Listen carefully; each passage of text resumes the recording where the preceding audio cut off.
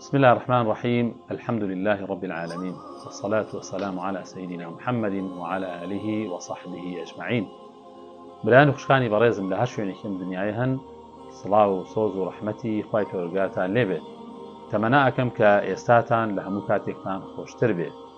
بەڕێزان و خۆشەویستان، ئێمە ئێستا لە ڕۆژێکی نوێداین لە ژیان و تەمەنی خۆماندا. ئەمڕۆ پێمان قستۆتە 1/1/2023، واتە لە ژیانی نەک ئێمە لە ژیانی بەشەریەتدا ئەم ڕۆژە ڕۆژێکی نوێیە و هەرگیز دووبارە نابێتەوە.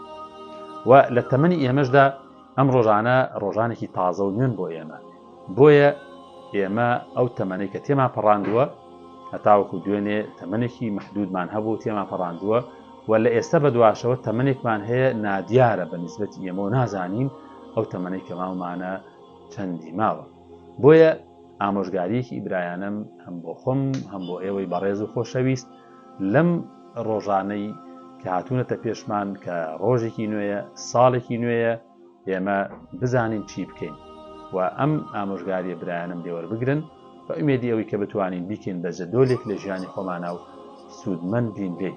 یەکەم کە ئێمە ئێستا ئەم ڕۆژە نوێی کە تێداین بە هەوڵ بدەین نوێژەکانمان لە کاتی خۆیان بکەین، بە تایبەتی خۆمان ڕابێنین لەسەر نوێژی بەیانیان، بەخەبەر بین نوێژەکانمان ئەنجام بدەین، ئەدای فەڕیزەکان بکەین، چونکە مەڕاستی واجبە لەسەرمان و بە تایبەتی نوێژی بەیانیان ئەگەر ئێمە هاتوو لە زاڵ بووین بەسەر ئەوەی کە نوێژی بەیانیان لە کاتی خۆیان هەڵبسین و نوێژەکانمان بکەین، تەئەکید بن لەوەی کە تەواوی نوێژەکانی تر ئاسانە بن بۆمان.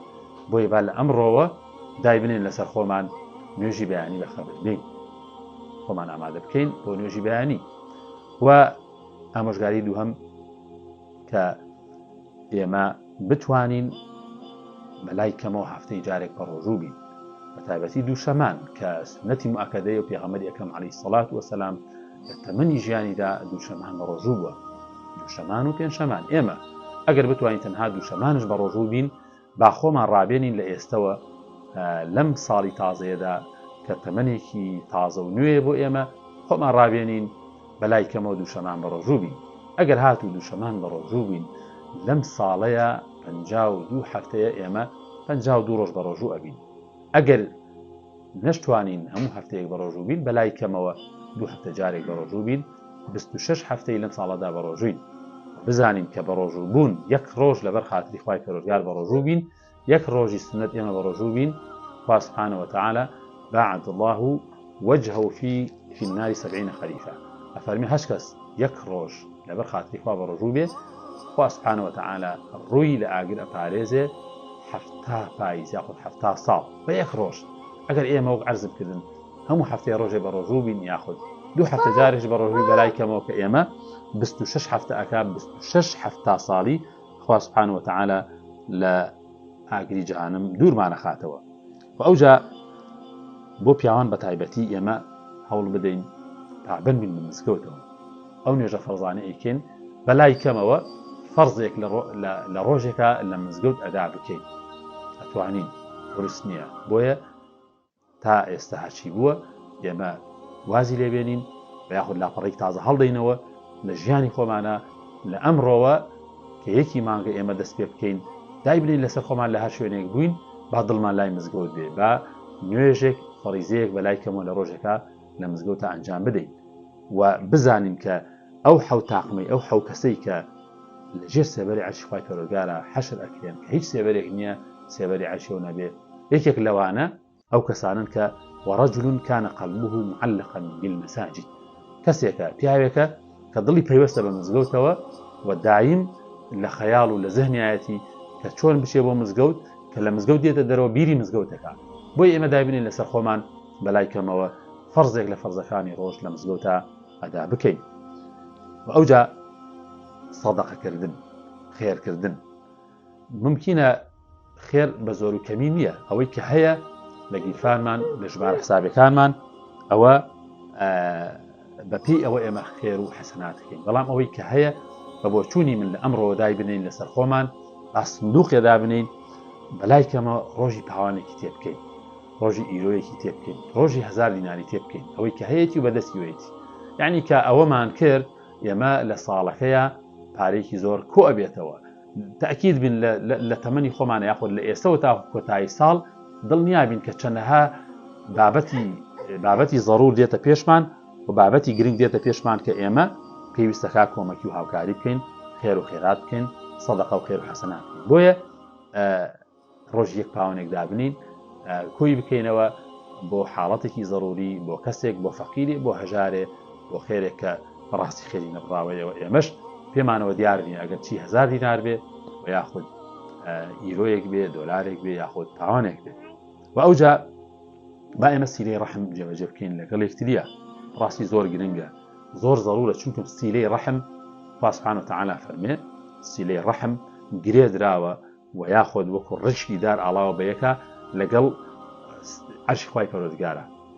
هەچ کەسێ سیلەی ڕەحم ئەدا بکا و کەسەکانی بەسەر بکاتەوە، ئەوە خوا سوبحانە وتەعالا بەسەری ئەکاتەوە و سیلەی ڕەحمی لەگەڵا جێبەجێەکە. و لە حەدیثێکی قودسیە خۆی فەرمێ هەچ کەسش قەطعی بکا، منعی سیلەی ڕەحم بکا، خوا سوبحانە وتەعالا بە گەورەی خۆی سیلەی ڕەحمی لەگەڵا قەطعەکە. چەند ئەتەوێ خوا سوبحانە وتەعالا بەسەری بکاتەوە سیلەی ڕەحم جێبەجێ بکە.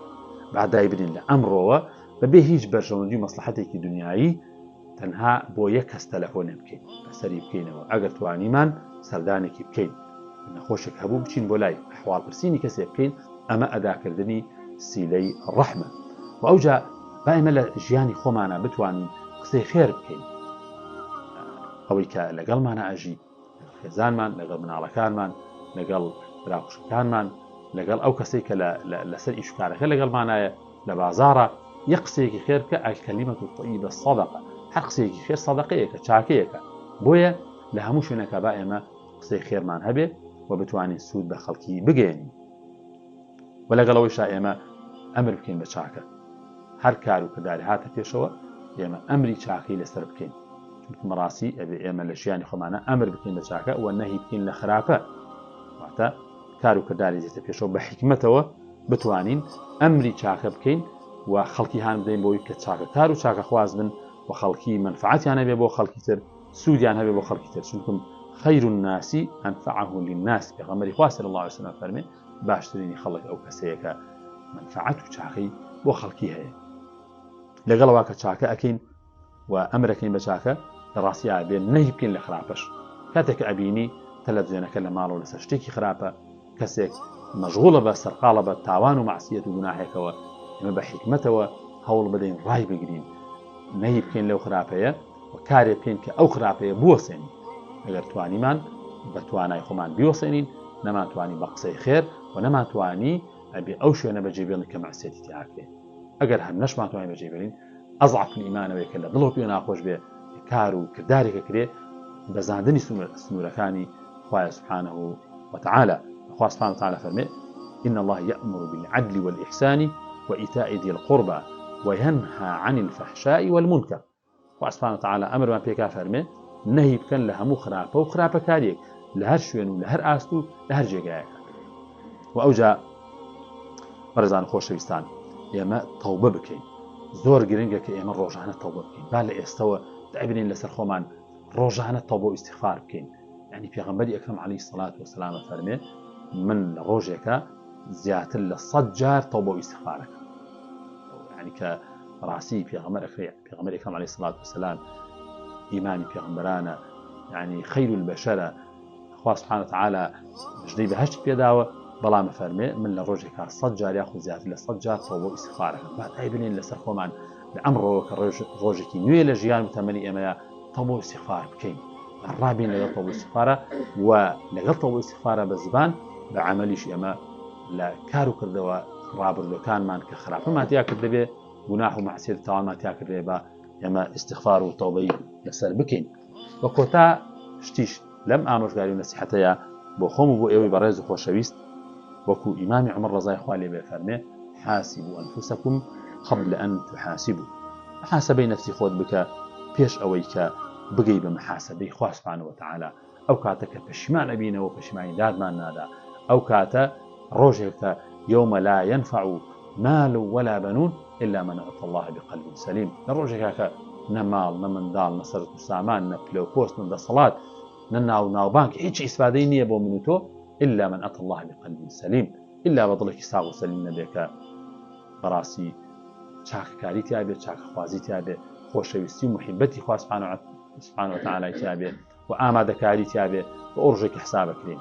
با بەلای کەمەوە ئێمە ڕۆژ کە تەواو بکەین شەوانە پێشەوەی بچینە سەر جێگا مراجعەتێکی خۆمان بکەین لەو ڕۆژەیە بزانین چیمان کردووە، ئەو کار و کردەوانەی ئەگەر باش بوون سوپاسگوزارین لەسەری و داوای ئیستیقامە بکەین لە الله سبحانه وتعالى، و ئەگەریش خراپەمان کردووە با تەوبە و ئیستیغفاری لەسەر بکەین، پەشیمان ببینەوە و لە بری ئەو خراپەیە کردومانە چاقەی بەدووادا بکەین هەتاوەکو خوا سبحانه وتعالى تەوبەکانمان لێوە بگرێ و ئێمەش بەو محاسبەیە بتوانین گۆڕانکاری لە ژیانی خۆمانە دروست بکەین.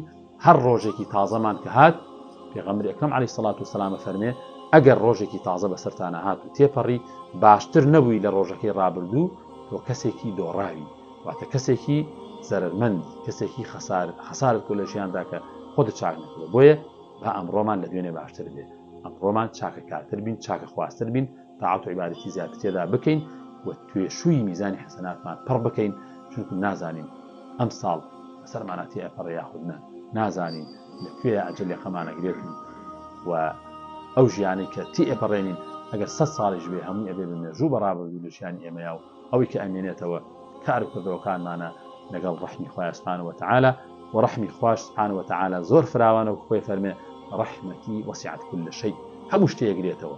دڵنیابن لەژێر ڕەحمی خوای پەروەردگارە هەمومان خوا سبحانه وتعالى هیدایەتمان دەدات و ئەیەوێ لە بەندەکانی خۆی ببێ و ئەیەوێ بماخاتە بە هەشتەکەی خۆیەوە بە شەرتی ئێمەش بمانەوێت، ئێمەش هەوڵی بۆ بدەین. بۆیە دەڵێم بە ئومێدی ئەوەی ئەم ئامۆژگاری هەم سوودێکی بۆ خۆم هەم بۆ ئێوەی بەڕێزش هەبێ بتوانین ئەوەی کەوتمان جێبەجێ بکەین ژیانی ڕۆژانەمانە لەم ڕۆژە تاڵانی کە دێنە پێشمان و بە ئومێدی ئەوەی کە هەرچی ناخۆشی و هەموو غەم هەیە تێمان پەڕان دەبێ و دوێنێ وازمان لێ هێنابێت و بوو چۆن بۆ بمێژوو لە ڕابردوومانە ئاوهاش کۆتایی هەموو هەغەم و ناخۆشیەکانمان هاتبێ ئەو تەمەنەشی کە ماوە بەخۆشی و کامەرانی و بەختەوەری بیبینە سەر و داواکەی خوای پەروەردگار ئیسلاحی حاڵمان بکە، ئامادەمان کا بۆ ئەو ڕۆژەی کە بە تەنها یەک محاسبە ئەکەین و ئەچینەوە حضوری خۆی. داواکەم لە خوای پەروەردگار لە گوناحەکانمان خۆش بێ و ئێوەش بەختەوەر و کامەران بن، ئەوەی کێشە و مەشاکیلی خوا سبحانه وتعالى بۆی حەل بکە، ئەوەی کە هەموو غەمێکی خوای پەروەردگار لەسەری ئاسان بکە، خوای پەروەردگار هیدایەتی گەنجەکانمان بدا و بە تەمەنەکانمان عاقل خێر بکە و منداڵ و ئەولادەکانمان صالح بکە و بما پارێزە لە هەموو شەڕ و فیتنەیەک، لە فیتنەی دنیا و لە فیتنەی آخرەت. وصلى الله على سيدنا محمد وعلى آله وصحبه أجمعين، والسلام عليكم ورحمة الله وبركاته.